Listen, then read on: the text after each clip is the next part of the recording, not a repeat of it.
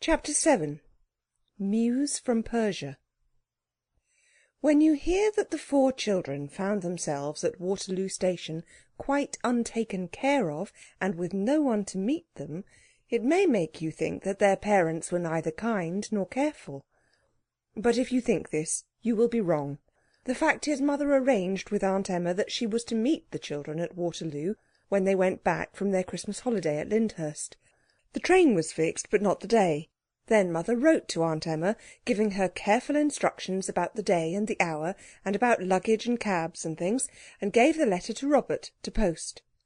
But the hounds happened to meet near Rufus Stone that morning, and what is more, on the way to the meet they met Robert, and Robert met them, and instantly forgot all about posting Aunt Emma's letter, and never thought of it again until he and the others had wandered 3 times up and down the platform at Waterloo, which makes 6 in all, and had bumped against old gentlemen and stared in the faces of ladies, and been shoved by people in a hurry, and by your leave by porters with trucks, and were quite sure that Aunt Emma was not there. Then suddenly the true truth of what he had forgotten to do came home to Robert, and he said, "Oh, crikey!" and stood still with his mouth open, and let a porter with a Gladstone bag in each hand and a bundle of umbrellas under one arm blunder heavily into him, and never so much as said, "Where are you shoving to now?" or "Look where you're going, can't you?" The heavier bag smote him at the knee, and he staggered, but he said nothing. When the others understood what was the matter, I think they told Robert what they thought of him. "We must take the train to Croydon," said Anthea, "and find Aunt Emma." "Yes," said Cyril, "and precious pleased those Jevonses would be to see us and our traps." Aunt Emma, indeed, was staying with some Jevonses, very prim people. They were middle-aged and wore very smart blouses, and they were fond of matinees and shopping, and they did not care about children. "I know Mother would be pleased to see us if we went back," said Jane. "Yes, she would, but she'd think it was not right to show she was pleased, because it's Bob's fault we're not met. Don't I know the sort of thing?" said Cyril. "Besides, we've no tin. No, we've got enough for a growler amongst us, but not enough for tickets to the New Forest. We must just go home. They won't be so savage when they find we've really got home all right. You know Auntie was only going to take us home in a cab." "I believe we ought to go to Croydon," Anthea insisted. "Aunt Emma would be out to a dead cert," said Robert. "Those Jevonses go to the theatre every afternoon, I believe. Besides, there's the Phoenix at home, and the carpet. I votes we call a 4-wheeled cabman." A 4-wheeled cabman was called. His cab was one of the old-fashioned kind, with straw in the bottom, and he was asked by Anthea to drive them very carefully to their address. This he did, and the price he asked for doing so was exactly the value of the gold coin Grandpapa had given Cyril for Christmas. This cast a gloom, but Cyril would never have stooped to argue about a cab fare, for fear the cabman should think he was not accustomed to take cabs whenever he wanted them. For a reason that was something like this, he told the cabman to put the luggage on the steps, and waited till the wheels of the growler had grittily retired before he rang the bell. "You see," he said, with his hand on the handle, "we don't want Cook and Eliza asking us before him how it is we've come home alone, as if we were babies." Here he rang the bell, and the moment its answering clang was heard, everyone felt that it would be some time before that bell was answered. The sound of a bell is quite different, somehow, when there is anyone inside the house who hears it. I can't tell you why that is, but so it is. "I expect they're changing their dresses," said Jane. "Too late," said Anthea. "It must be past 5. I expect Eliza's gone to post a letter, and Cook's gone to see the time." Cyril rang again, and the bell did its best to inform the listening children that there was really no one human in the house. They rang again and listened intently. The hearts of all sank low. It is a terrible thing to be locked out of your own house on a dark, muggy January evening. "There's no gas on anywhere," said Jane in a broken voice. "I expect they've left the gas on once too often, and the draught blew it out, and they're suffocated in their beds. Father always said they would some day," said Robert cheerfully. "Let's go and fetch a policeman," said Anthea, trembling. "And be taken up for trying to be burglars? No, thank you," said Cyril.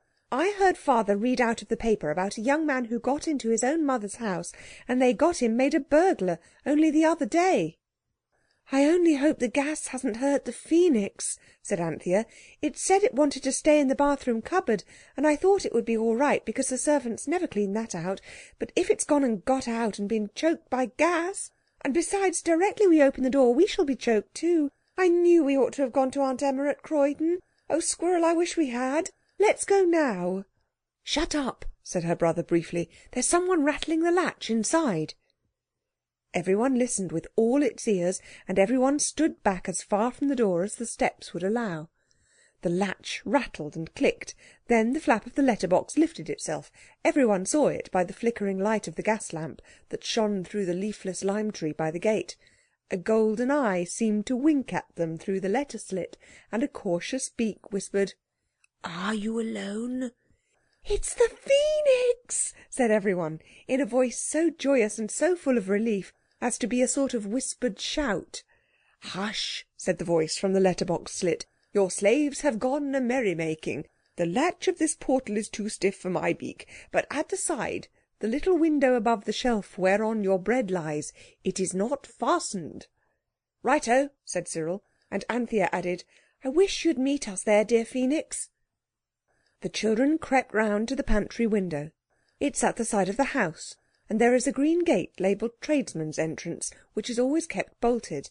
But if you get one foot on the fence between you and next door, and one on the handle of the gate, you're over before you know where you are. This, at least, was the experience of Cyril and Robert, and even, if the truth must be told, of Anthea and Jane. So in almost no time all four were in the narrow gravelled passage that runs between that house and the next. Then Robert made a back, and Cyril hoisted himself up and got his knickerbockered knee on the concrete window-sill.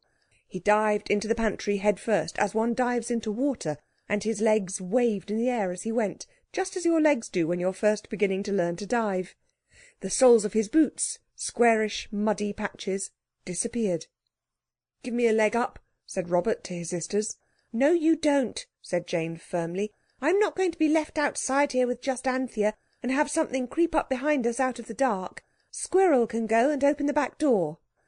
A light had sprung awake in the pantry. Cyril always said the phoenix turned the gas on with its beak and lighted it with a waft of its wing, but he was excited at the time, and perhaps he really did it himself with matches and then forgot all about it.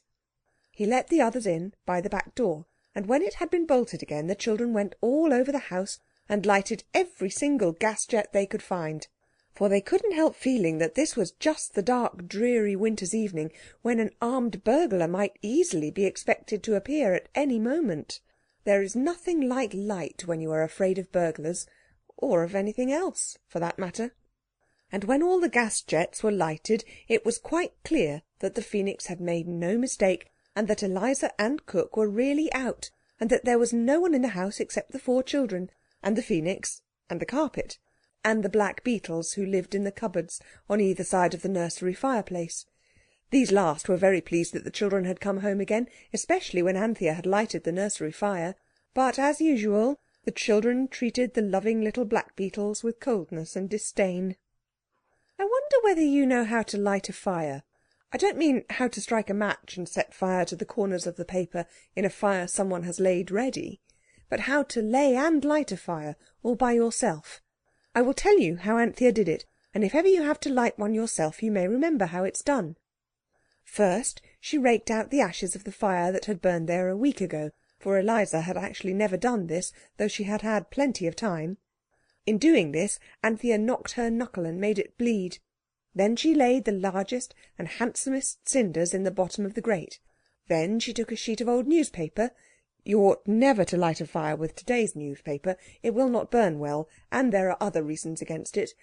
And tore it into 4 quarters, and screwed each of these into a loose ball, and put them on the cinders. Then she got a bundle of wood and broke the string, and stuck the sticks in so that their front ends rested on the bars, and the back ends on the back of the paper balls.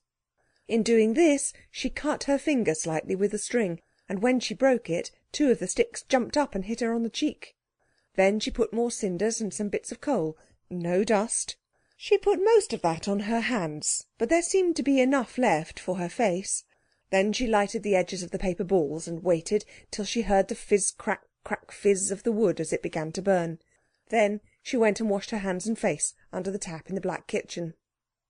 Of course you need not bark your knuckles or cut your finger or bruise your cheek with wood or black yourself all over, but otherwise this is a very good way to light a fire in London.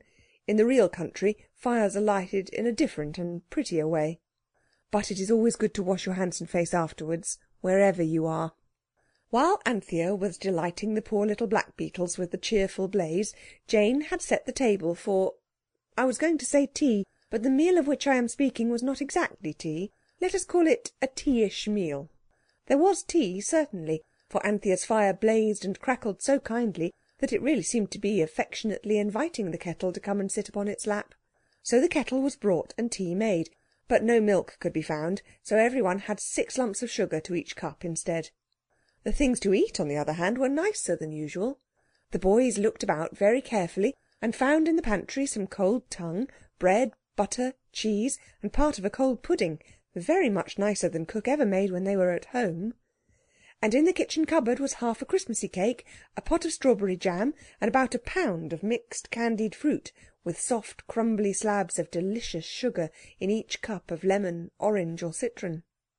It was indeed, as Jane said, a banquet fit for an Arabian night.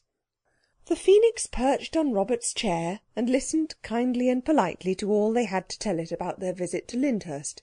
And underneath the table, by just stretching a toe down rather far, the faithful carpet could be felt by all, even by Jane, whose legs were very short.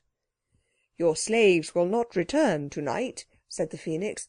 "They sleep under the roof of the cook's stepmother's aunt, who is, I gather, hostess to a large party to-night, in honour of her husband's cousin's sister-in-law's mother's 90th birthday."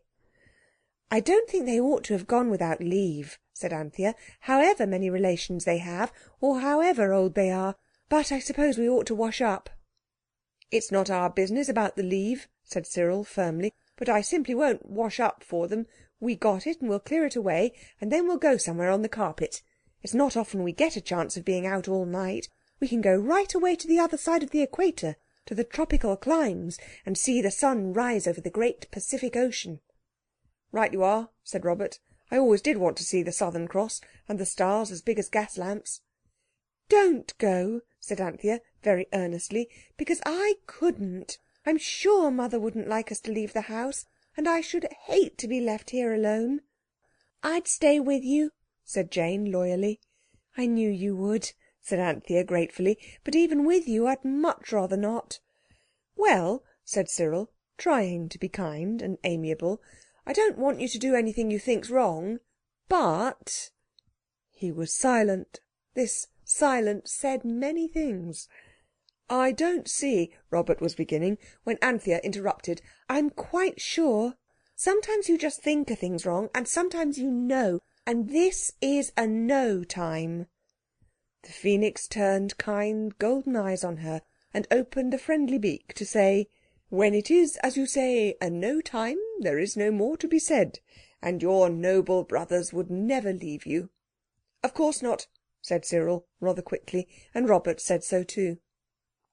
"I myself," the Phoenix went on, "am willing to help in any way possible. I will go personally, either by carpet or on the wing, and fetch you anything you can think of to amuse you during the evening. In order to waste no time, I could go while you wash up.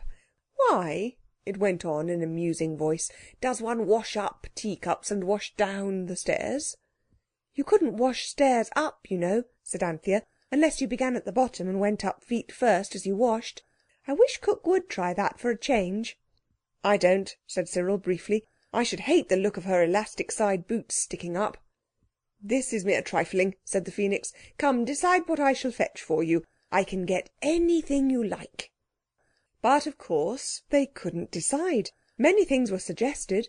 A rocking horse, jewelled chessmen, an elephant, a bicycle, a motor car, books with pictures, musical instruments, and many other things. But a musical instrument is agreeable only to the player, unless he has learned to play it really well. Books are not sociable. Bicycles cannot be ridden without going out of doors, and the same is true of motor cars and elephants. only 2 people can play chess at once with one set of chessmen, and anyway it's very much too much like lessons for a game, and only one can ride on a rocking horse. Suddenly, in the midst of the discussion, the phoenix spread its wings and fluttered to the floor, and from there it spoke. "I gather," it said, "from the carpet, that it wants you to let it go to its old home where it was born and brought up, and it will return within the hour, laden with a number of the most beautiful and delightful products of its native land." "What is its native land?" "I didn't gather.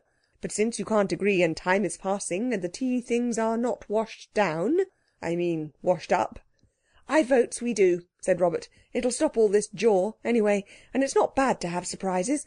Perhaps it's a Turkey carpet, and it might bring us Turkish delight." "Or a Turkish patrol," said Cyril.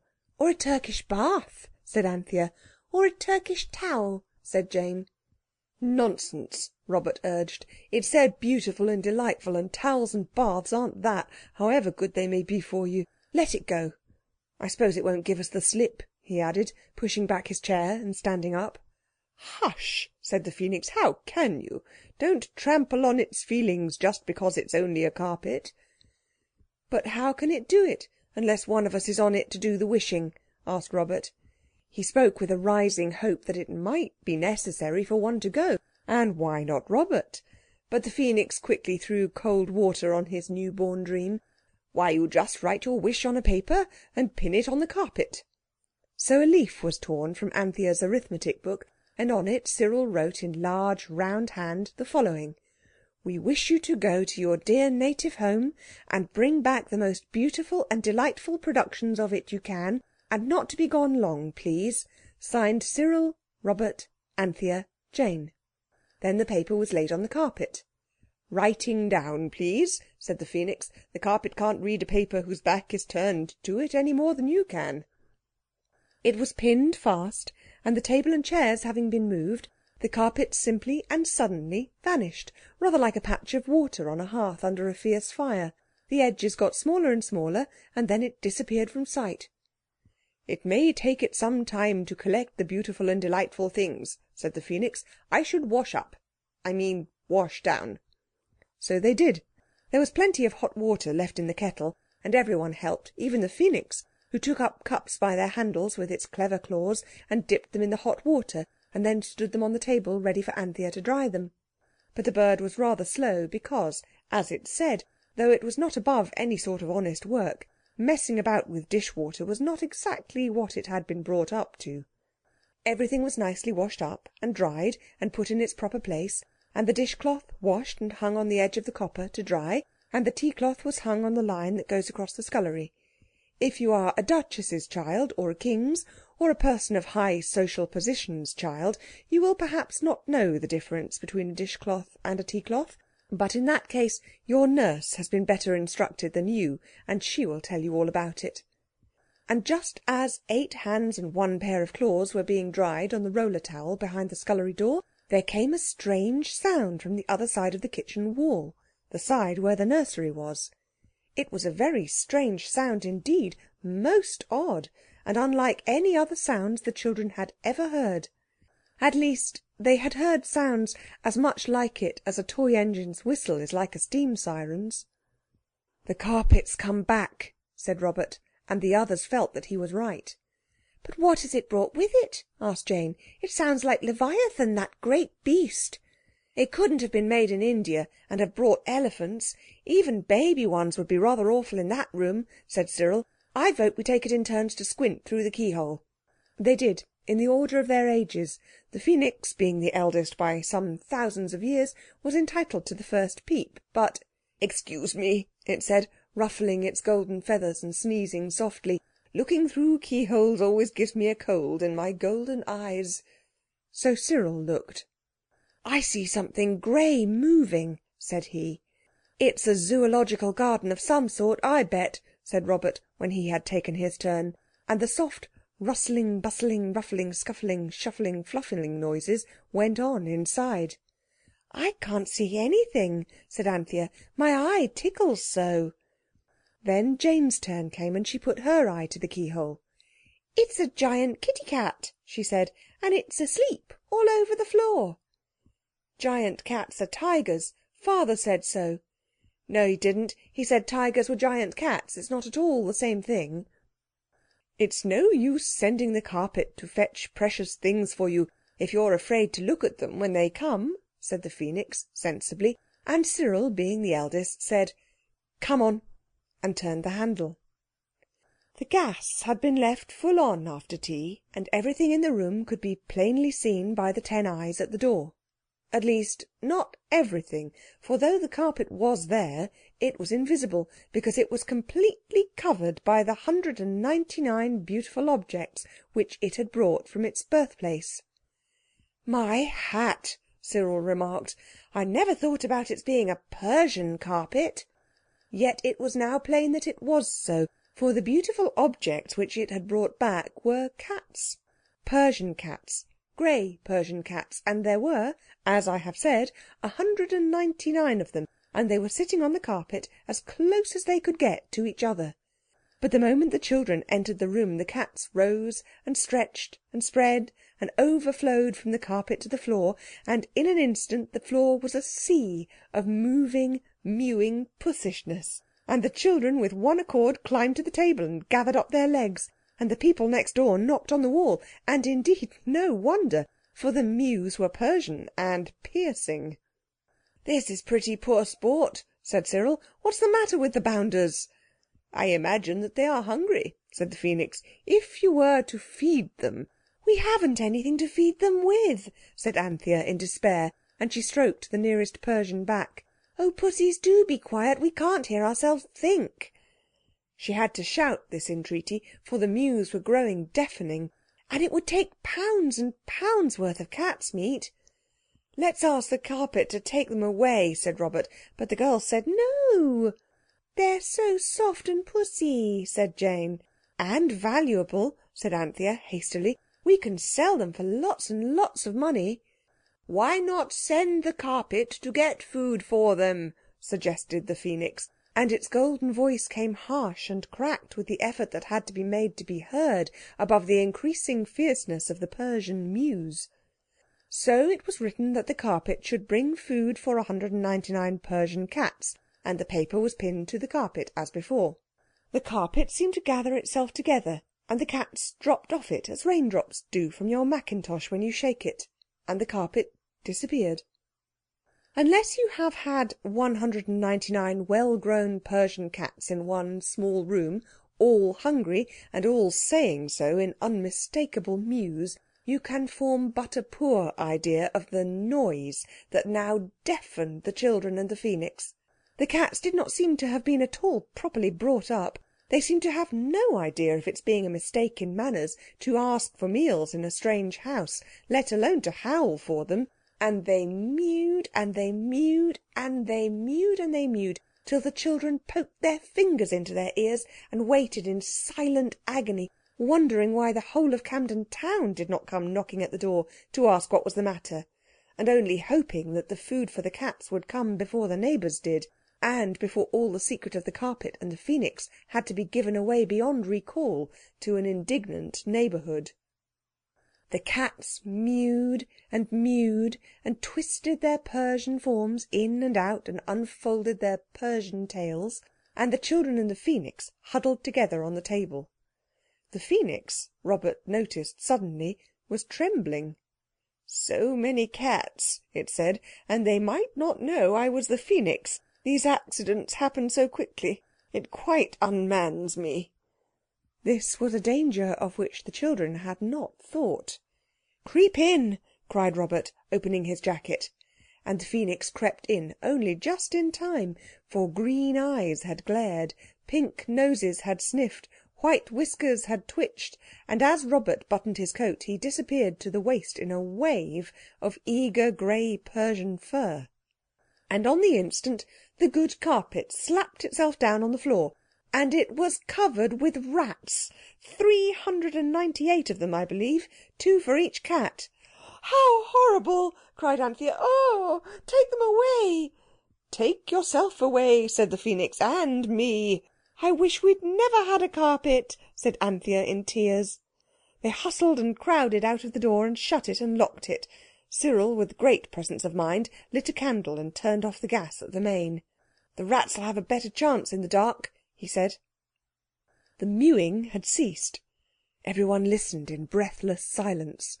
We all know that cats eat rats. It's one of the first things we read in our little brown reading books. But all those cats eating all those rats, oh, it wouldn't bear thinking of.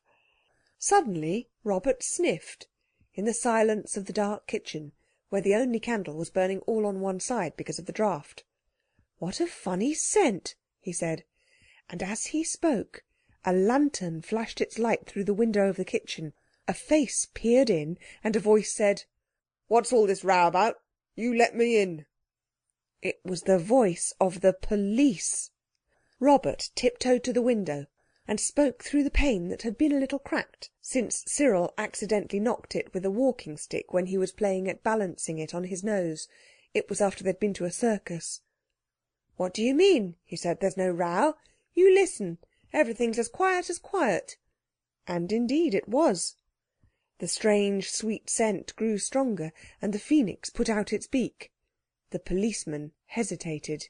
"They're muskrats," said the phoenix. "I suppose some cats eat them, but never Persian ones. What a mistake for a well-informed carpet to make. Oh, what a night we're having!" "Do go away," said Robert nervously. "We're just going to bed. That's our bedroom candle. There isn't any row. Everything's as quiet as a mouse." A wild chorus of mews drowned his words, and with the mews were mingled the shrieks of the muskrats. What had happened? Had the cats tasted them before deciding that they disliked the flavour? "I'm a coming in," said the policeman. "You've got a cat shut up in there." "A cat?" said Cyril. "Oh, my only aunt! A cat!" "Come in, then," said Robert. "It's your own lookout. I advise you not. Wait a shake and I'll undo the side gate." He undid the side gate, and the policeman, very cautiously, came in. And there in the kitchen, by the light of one candle, with the mewing and the screaming going like a dozen steam sirens, 20 waiting on motor cars, and half a hundred squeaking pumps, 4 agitated voices shouted to the policeman 4 mixed and wholly different explanations of the very mixed events of the evening. Did you ever try to explain the simplest thing to a policeman?